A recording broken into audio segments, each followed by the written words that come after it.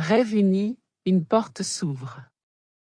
Une porte s'ouvre, une représentation ou un aspect de notre nature plus vaste qui n'a jamais été confiné à un corps physique et qui, en conséquence, se sent tout à fait à l'aise dans les réalités au-delà du corps. C'était un 22 juin que Marthe perdit pour la première fois l'usage de la parole.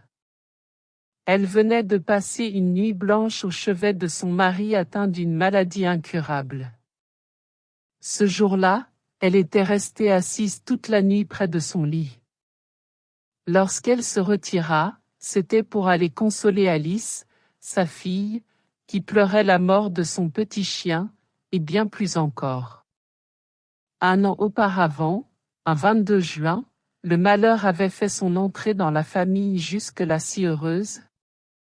L'année précédente en effet, Alice, 16 ans, perdit ses grands-parents.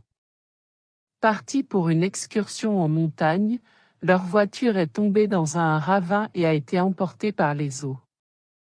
C'était imprévisible, d'un seul coup, Marthe perdait son père et sa mère. À l'annonce de l'horrible nouvelle, elle ouvrit la bouche pour parler, mais ne put articuler aucun son, ceci pendant des jours.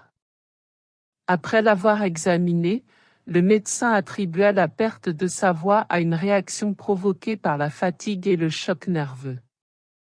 Quelques mois plus tard, son mari meurt et Marthe entre dans un mutisme total. Cette femme autrefois si éloquente, dont le rire insouciant était contagieux, était enfermée dans un mutisme effrayant. Marthe avait toujours été profondément croyante. Durant ces mois pénibles, elle priait pour avoir la patience et la force d'âme dont elle avait besoin. Elle refusait de se complaire dans son malheur, puis une porte s'ouvre. Très tôt un matin, raconte-t-elle, il faisait beau et chaud, fatiguée d'avoir tenté en vain de trouver le sommeil, j'ai décidé de me relaxer, de me détendre dans un fauteuil, sur la véranda de la cour arrière. La façon dont Charles, mon époux décédé, m'est apparu dans ce rêve éveillé est incroyable. Il est venu à moi, radieux, resplendissant, plein de vitalité. Il portait une chemise beige et une cravate bleu ciel. Je lui ai dit que j'appréciais son retour. En renversant la tête, il s'est mis à rire. Il riait et son rire était rempli de joie pure. Brutalement je suis revenue à la réalité, mais revitalisée et très heureuse. La palpabilité de cette expérience ne faisait aucun doute pour moi, c'était tangible, d'une réalité inouïe. Je pensais avoir perdu définitivement la voix, soudain, je pouvais m'exprimer de nouveau. Que s'est-il passé? Il y a des moments où le voile s'estompe, nous rendant conscients d'un univers plus vaste.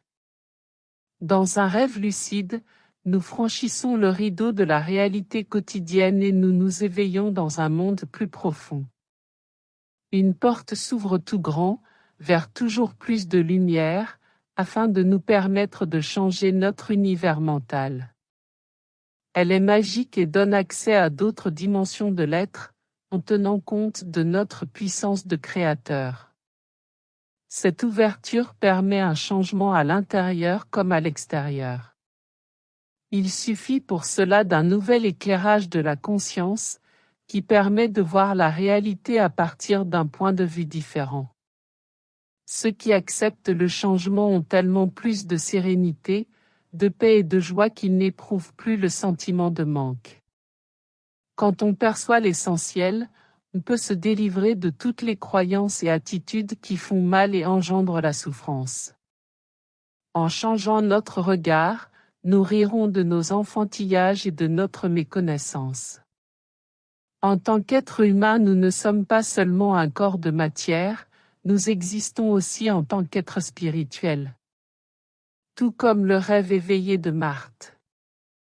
Ces messages nous rappellent que nous n'avons pas à avoir peur de la mort, puisqu'il ne s'agit que du corps physique, et que nous continuons à vivre.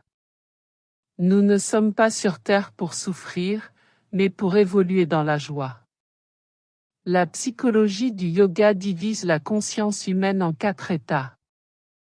Premièrement, l'état de veille ou la conscience de jour, vous travaillez et vous semblez alerte. Deuxièmement, la conscience du rêve, vous êtes endormi, le mental entier est dans un embouteillage. Troisièmement, l'état de sommeil, les rêves se sont arrêtés, vous êtes paisible. Quatrièmement, dans cet état vous êtes alerte, absolument silencieux et pourtant conscient. La véritable connaissance est la conscience de cet état immuable. Le but de la vie humaine est de réaliser cette grande vérité, d'élever la nature humaine à ce sommet transcendantal de la divinité. C'est alors que la vie humaine atteint sur terre un triomphe et une victoire réelle, pour la jouissance de la béatitude et de la paix les plus hautes. Merci d'avoir écouté ce message. Rêve unis pour partager nos aspirations, nos intérêts, nos rêves.